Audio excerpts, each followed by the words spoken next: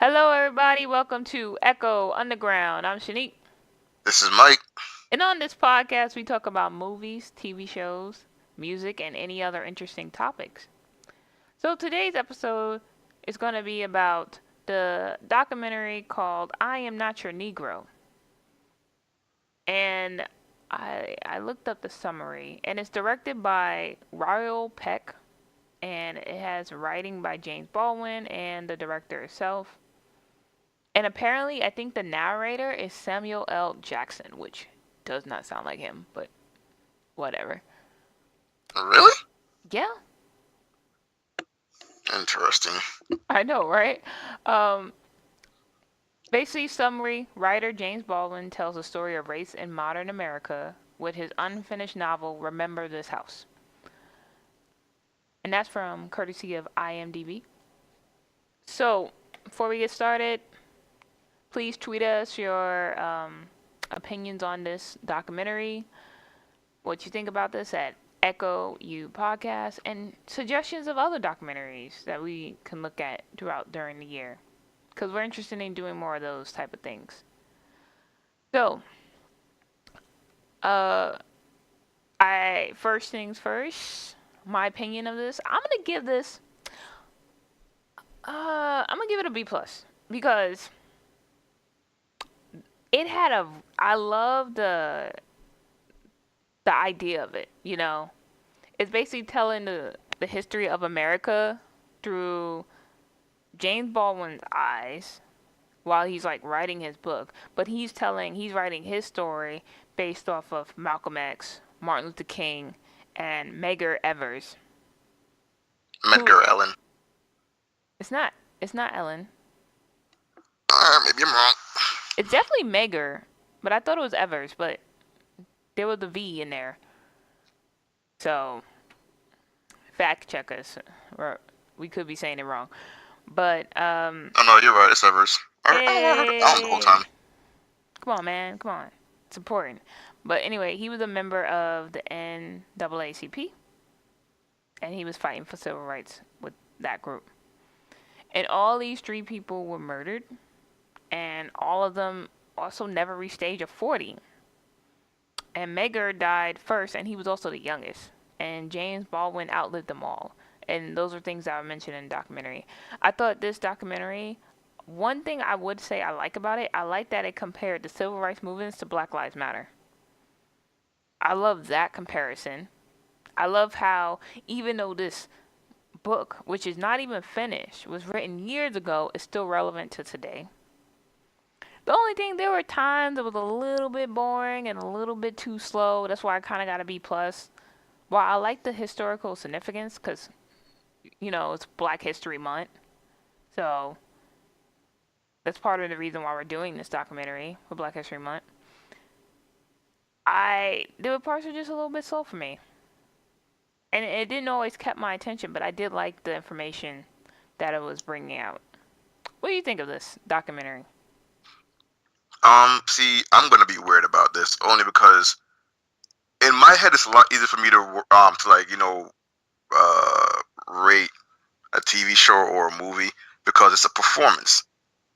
But like when something educational is coming, it's hitting me, and like I know obviously some of the information from school or whatever, and then not to like have another perspective like shown to me because I have no idea who James Baldwin was, so it's kind of like I'm learning something regardless because it's presenting a good perspective. The entire what's the name documentary did a very good job about that because I feel like I always everyone knows the two big names about Martin Luther King and Malcolm X, and one of my favorite parts of the documentary was him go explain the differences between both their ideals and how they're dealing with like the whole civil rights thing. But one thing I did not know about was Medgar Allen. I'm sorry, Medgar Evers. Sorry, keep messing that name up. But like it's the first time I ever heard of his name, and I was like, all right, so now I'm back into learning mode. It's not so much like I'm getting the information that I already know recited. It's actually like giving me some more on top of the fact that there was perspective. Cause like this guy, I guess I'm segueing into the actual like movie documentary here. He a lot of the times in the documentary was always like in the gray area between like certain ideas about how to move forward with civil rights, about how he was being treated, how America was being treated, and where they'd end up. what could be possible for them. So I don't know. I had my eyes peeled on this movie this documentary this entire time because I just thought it was pretty. I thought it was pretty good. I kind of wish I would, know what this unfinished work would have been like, because it didn't feel unfinished when I watched it here. It was kind of cool to hear Kendrick at the very end. But outside of that, I thought it was a cool documentary. I liked it. I learned a whole bit, and I appreciate James's perspective, especially with all the TV. I know I'm ranting here, but especially with like all the TV appearances he did with all the other people who were interviewing him. Especially this one guy. Like, We'll get into that. But what is your grade? I don't know how to grade a documentary, but fine, A plus. I don't all documentaries, so long as I learn something, get an A plus. Unless it's something I don't care about or already knew, I don't think it can really not get an A plus. I'm weird. I can rate performances, but I can't rate educational material for some reason. I realized this while watching. It's like, if any documentary can do this to me, I can watch Animal Planet right now and probably give everything an A plus, only because I just learned something about a freaking, I don't know, animal in South America that can kill me in one bite.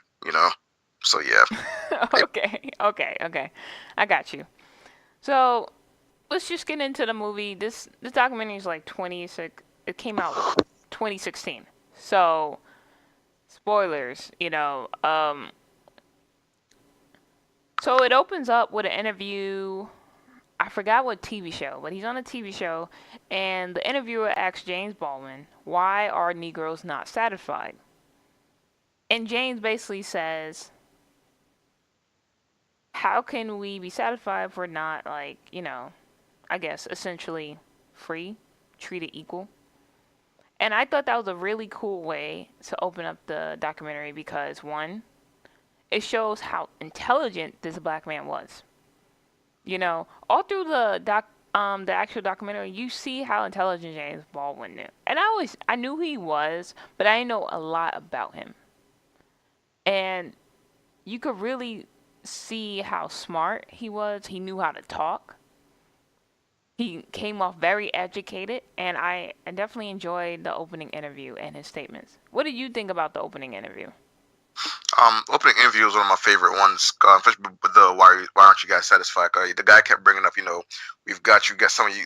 One of the biggest achievements you have now is that we put you on TV, like you're actually in movies and stuff. There are black politicians now. There are black people who can own, cars or whatever now. He's comparing it to a very, very small standard. He's comparing, getting fed peanuts to getting fed, something slightly bigger than that. Slightly bigger peanuts, pretty much. You're not really eating at the table. And I guess that's the perspective he wasn't really picking up on. But I don't know. I feel like James Baldwin was the guy to handle that, if anyone was going to handle that. Because he's articulate, and he kind of put it all out there to a guy who's on the outside looking in, who clearly does not understand, this is black life right now, like, don't say we need to be satisfied with what we have, because what we have ain't shit. So yeah, that was one of the most boss moments James had in the documentary there. Yeah, I definitely agree. James definitely knew how to present his arguments very intelligently, and I'll get to there's a clip of him at the end that I really enjoyed. But getting on, he talks also about what inspired him to come back to America, which, I guess Samuel, but James basically talks about how he saw the integration of schools. Which, one clip that stuck in my mind about that, before we really talk about was this woman who says God forgives adultery and all these things, but he cannot forgive integration. And I was like, what? What Bible are you reading? And he also talks about this woman, not even woman, this 15-year-old girl who he sees on the news getting spit on and yelled at for just going to school. And it inspires him to go home to see his family and stuff. So I did that's what inspired him to come back to America. What do you think about that whole integration section of the documentary? I'm forgetting the lady's name in America who was the first black student to go to a white school, something like that. And it was a pretty big deal for her, but I don't think she was 15 when it happened. She was probably below her preteens, to be honest. But I've heard these things before, which is kind of why, like, back in the day, they had to bring out like the military to make sure no one was fucking with them. Because like seeing and hearing about things like that, it's kind of like brings a shock to your system and kind of reminds you like, yeah, that's the shit that went down. But as far as like the ladies argument here about adultery and all this other thing that God can forgive, but not integration. I feel like those priorities are a little backwards if you feel like adultery is the one. Yeah. Cause I was thinking like you out of your goddamn mind, woman. Anyways, I'm about to go on another rant, but I'm not. I'm gonna save y'all the trouble. But yeah, that was silly to me, and I think that was a good example of like the extreme opinion of why that shouldn't happen. Obviously, it made sense to them back in the day for whatever reason, and looking at it now as slightly more intelligent people who can just learn from history some of the time in some cases, I guess we can realize, yeah, as humans, we had a long way to go. And especially for like, the people who had the perspective of black people shouldn't be integrated with white people because of views like that. Because it always gets weird to me when they involve religion. I'm like, you know, you said God did all these wonderful things for you, but somehow putting your kid beside my kid is a bigger sin than sleeping with your neighbor. Than sleeping with your neighbor's husband or wife or whatever the case may be. And I'm like, all right, you know what? I've had enough. But yeah, that was interesting. All right, that's true. One thing I wanted to also touch on was that they had like the I liked the touch of the in the documentary when they had the clips of like the old TV shows and the old movies. And like, okay, one clip I want to talk about was when that woman went to pick up her daughter, but her daughter can pass as white. Uh-huh. I was like, man, that's a rough scene because like you kind of understand why the daughter feels that way. But it's like that's your mom at the same time. Right. And I thought, and then all the clips of Sidney Poitier and other black stars that I don't know, even though like no shade to the black actor who came out the banana, but I was like, man, that's so cooning, like, like low key. But I'm like, you gotta make your money, and things were different back then.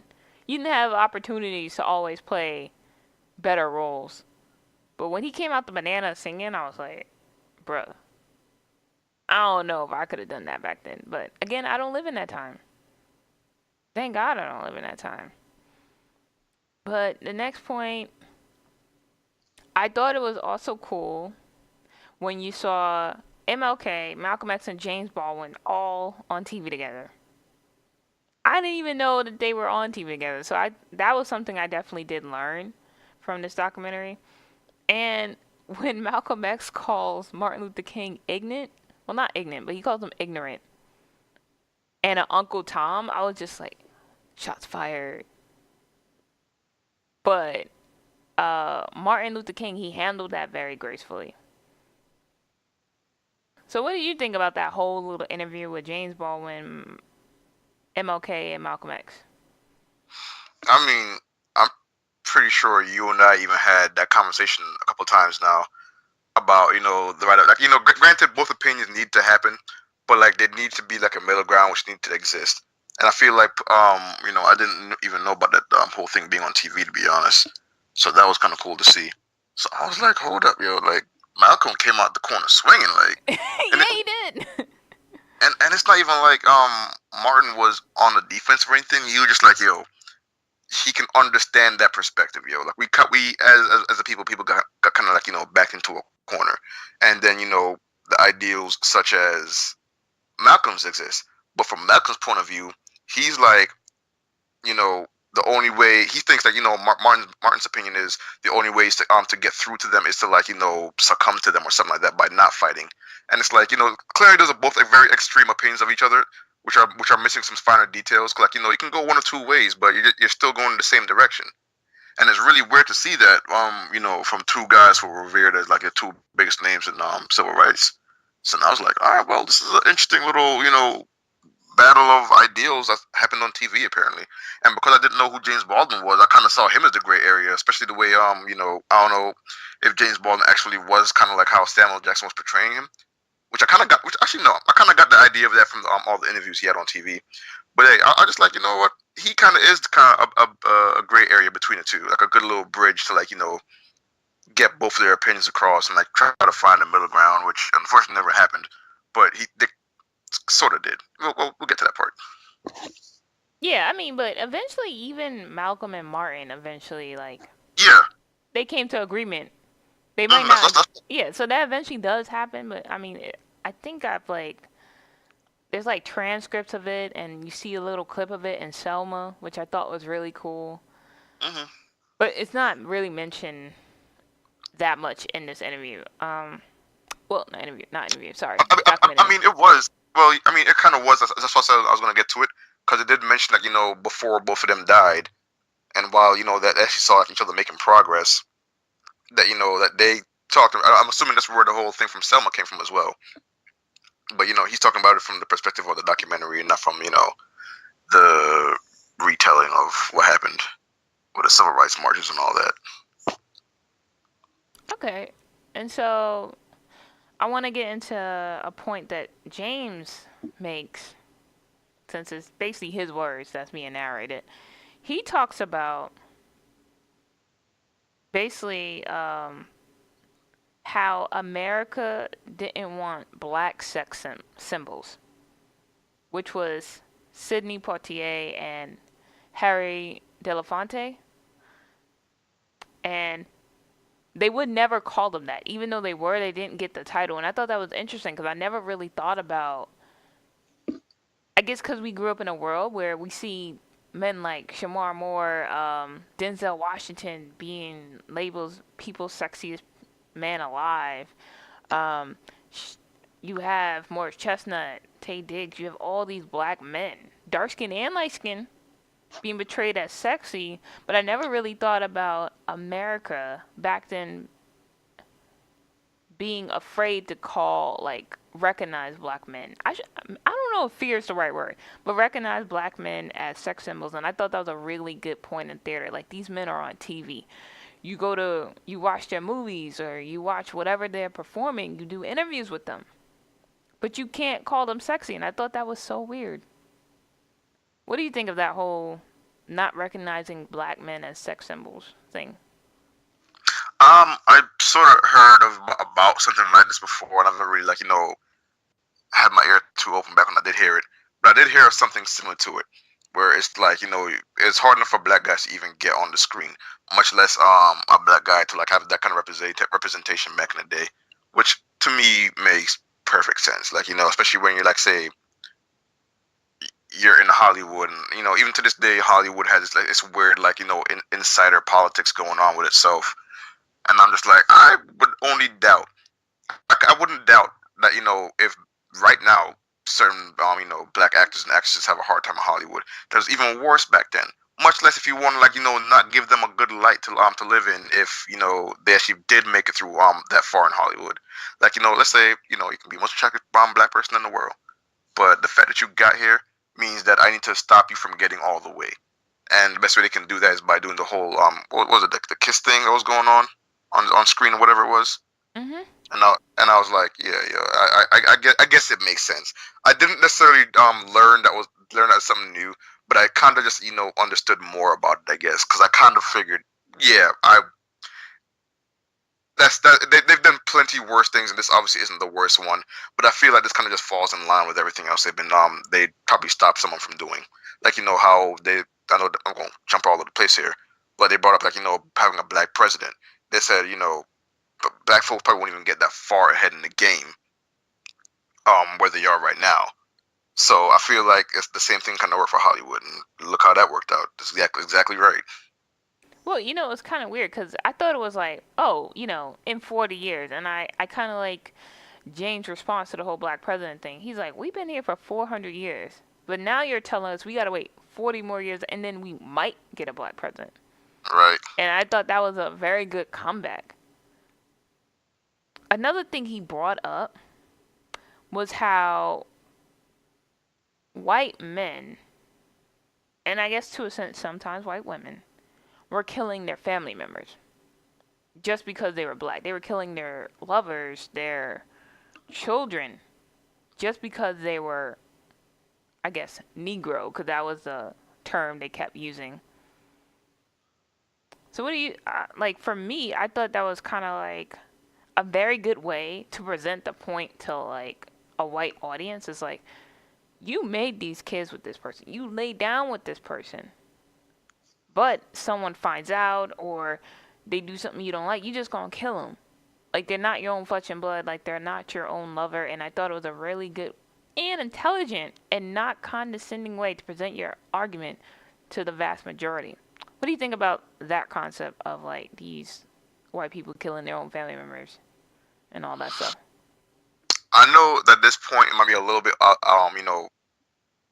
not too related to it, but it made me think of Marshall when we saw that movie and how, like, all the lengths that she went through to make sure that, no one even found out that she slept with a black guy, much less got potentially got pregnant by one.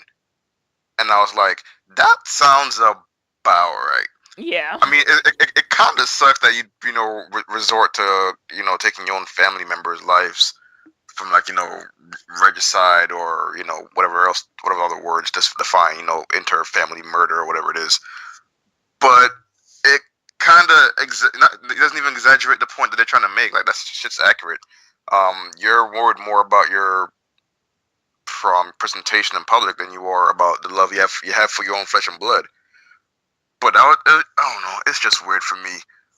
Only because, like, it's like what you said, Joe. You lay down with somebody, you know what you're getting yourself into. But then for some reason, when they're in the world, you realize, oh, wow, I'm getting bullied by everyone for me having a black wife or black child or black sister or whatever. I'm like, I don't know. Yeah. I don't doubt it one bit. Yeah, and bring that up, the whole married interracial relationship, they actually touched on that too.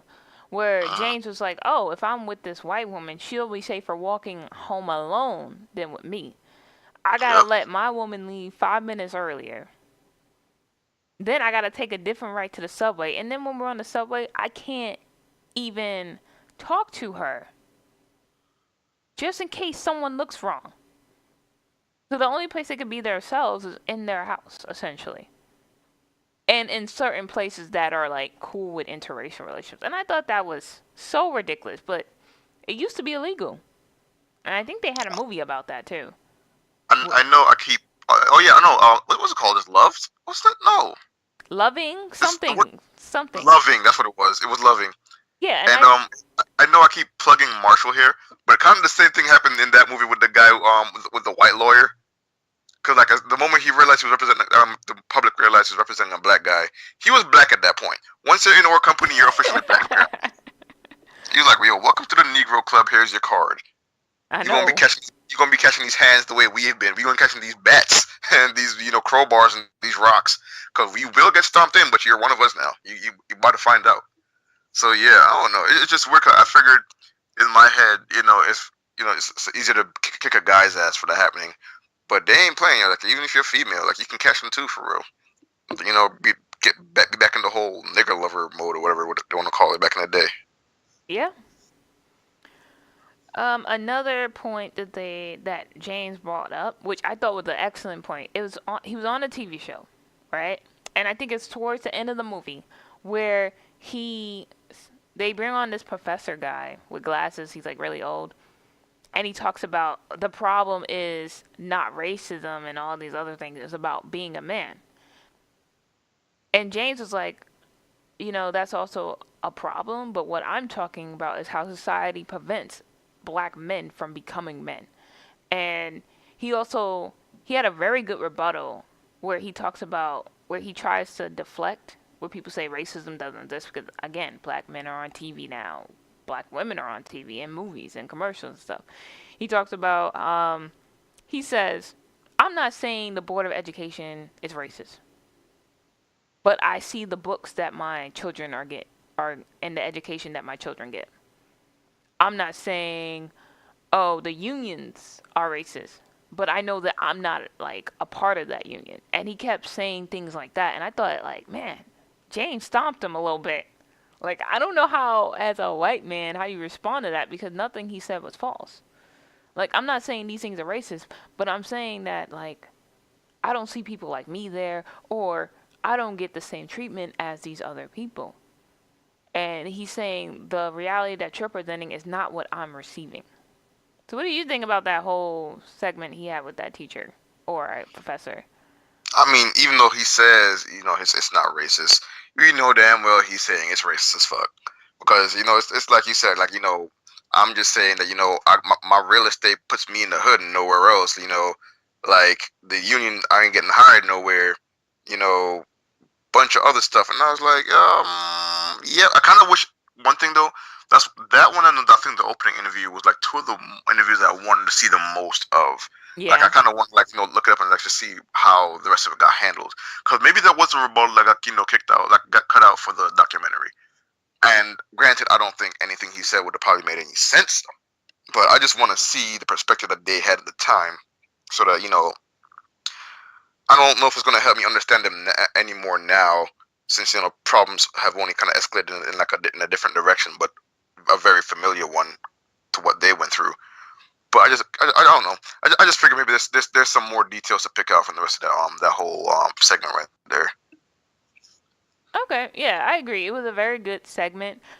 I kind of also want to touch on the fact that the documentary mentioned that James may have been a gay man, and I think it was trying to hint on the issue we have with.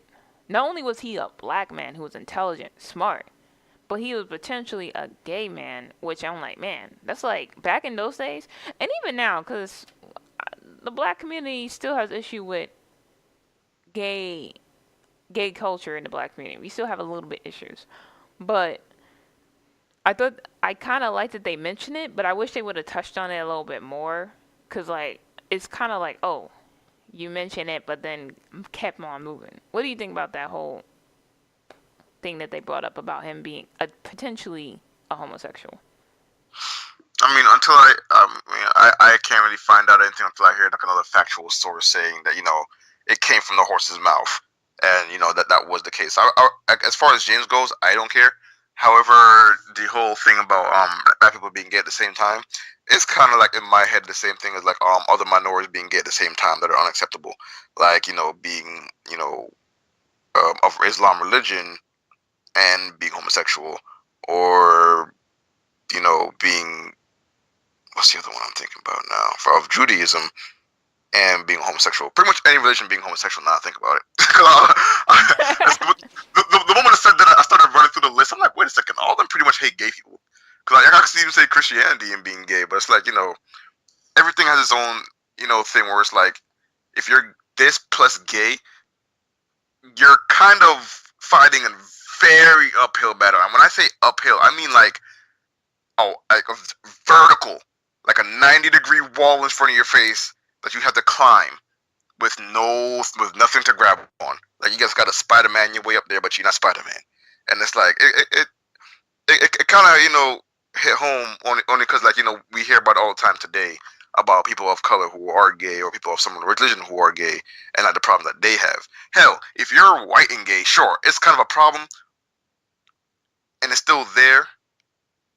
But you're now you got to balance two different problems at the same time, and it's like you can't look nowhere, because one, people outside of your color is gonna hate you, but one thing they definitely mentioned too, people inside of your own color is gonna hate you as well, because it's like, yo, now they got something to look at, the other side has something to look at to see why we're imperfect, because that's kind of how the perspective is for homosexuality is anyway. They just say the moment you associate with someone homosexual, your property value goes down somehow. I don't know.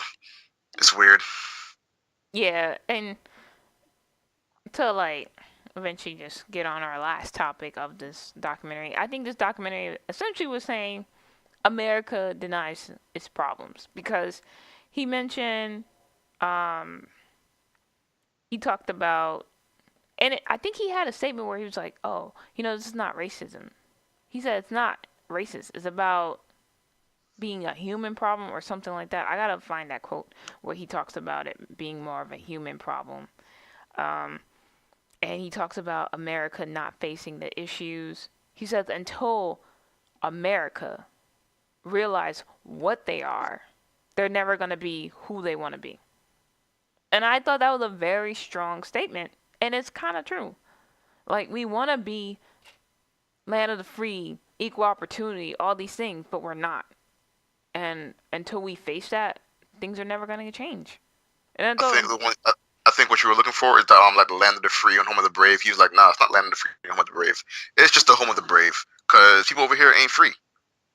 that's And I true. thought that's one of the things that ran with me really hard. I was like, that's a really good way of putting it. You just got to be brave to like fight through all the crap that you're gonna be putting through. They're gonna get put through because you're not free. Like no matter what, you're fighting an uphill battle. Yeah, I definitely agree with you. And he also had a, James also said that white people don't think of him as human. And I was like, that's a strong statement. I think obviously we have come further than what James was going through. It's not as open. Back then, white people could just, not even just white people, general people who did not like black people could just go up and do something to you and no one really cared. Now you can't really get away with that for the most part. I'm going to say for the most part. Disclaimer right there. We come far, but we have further to go because they show clips of Ferguson and all these other things, and that's only what 4 years ago. So we clearly have more time to go, and everyone knows our racial climate these days aren't really good either. So I did like, and I think his quote holds up to be true. Until we face our issues, we're never going to be the country that we say we are. Hmm. And I think, do you have anything else you want to cover from this documentary that maybe I didn't pick on? No, I think you got like a lot of the big ones in the way. Like the only thing I wanted to, I mean, just like even just to touch on for like even 1 second, just like having me say, you ain't got to say anything back. But like to see one of the parts I liked the most was the part where he mentioned heroes, about how the only heroes you ever saw on TV were like the white actors, and like black kids ended up seeing them as the heroes too, because they were doing all these cool things. But then they never realized that those white actors were being portrayed as being heroes for killing your own people, for like killing the Native Americans and all that kind of stuff. Like they were plundering all like these places that were not equipped to like fight back, or like some other sort of like minority group. And like for some reason, like they were like the cool guys. They were the cowboys riding on stagecoaches, shooting dudes off of horses. And essentially, people, like I guess a generation that couldn't really understand it, interpreted it as, did not interpret it as them attacking their own culture, because that's kind of what was going on. Because if you didn't, because like they weren't realizing that the heroes on TV were the guys shooting cowboys, and the only time black people were on TV was when they were coming out of bananas or whatever, or playing some kind of slave role. Because one thing I definitely saw a lot of, a big pattern of, was all the movies that got shown, especially those black and white ones, were a lot of them were slave roles. Like the one where like, those kids like surprise a girl, a raisin in the sun, the one with the banana. I was like, I mean, not necessarily a slave role, but still like a coon role. And I'm like, Yeah. well, the pond was pretty small, even picked from in the first place. But I thought that was an interesting little point to bring up for people missing that point, because it's kind of like a subliminal subliminal um mental attack on a certain people to like control them, which, if you look deep enough, kind of still exists today in some respects, but not all. It's definitely a lot better now than it was back then, because we're not popping out of bananas. But I can't get over that guy face. but I don't know, man. It's something else. Yeah, you know what? I definitely agree. This movie definitely touched on reprobate. Lord, my tongue is getting twisted. I'm getting Michael syndrome here. Welcome to my life. It talked about black people in media and how we are presented to America. And we definitely have come a long way, shout out Black Panther coming up. But it's we still have a way to go, Our movies are still called black movies instead of just movies, and we got some time. We're gonna get there. I believe in that. And I kind of, one thing about the documentary, even though it again, what I really loved about it, this documentary shows that we still have a little bit of the same issues that we had back then. Everything he says still applied to the day, and that's sad, but it should open people's eyes. So I guess we're gonna get to our closing remarks. Overall, I say watch this. You don't have to be black to watch this. I know we're doing this for Black History Month, but overall, it's just a really good watch, and I think people will enjoy it. And I definitely learned a lot. It's very cool hearing someone who lived years ago, hearing their thoughts about America, and see how it relates to the state of America today. And I think anyone will enjoyed watching it if you have an open mind. What about you? Closing remarks? That's real small. James Baldwin has a pretty good perspective on what was going on back in the civil rights days, and he is from the point of being inside of everything going on and on the outside, since like he lived in Paris for a while. So like he saw what the world saw on the outside, plus actually being on the inside of it. So if you ever wanted a really good perspective on that kind of stuff, if you don't really know too much about civil rights, or maybe you do know decent amounts about civil rights, it's still worth a good watch because I feel like you'll probably learn something, or at least appreciate James's perspective on everything going on. Definitely agree. All right, so guys, you could you can email us at echoundergroundpodcast@gmail.com. Some suggestions. We'll love to read those, and we'll definitely put your suggestions at the beginning of the pack. You can also tweet us at Echo U Podcast, where you can like also send suggestions, like, comment. We read them. Share the podcast, all that. You can find us on social media sites and apps as well under Echo Underground Podcast. And we'll see you guys next episode. Bye. See ya.